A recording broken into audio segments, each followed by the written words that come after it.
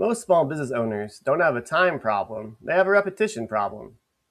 You can actually get through your work pretty easily, none of it's that hard. But then it happens again, and again, and again, and again. At some point, it stops feeling like you're doing work and feels more like you're stuck in a loop.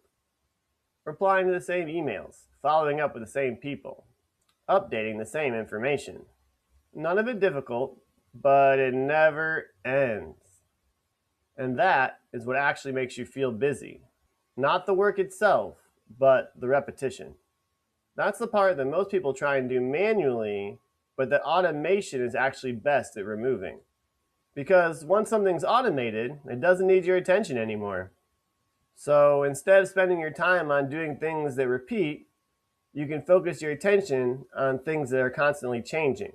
Talking to customers, improving the business, making decisions.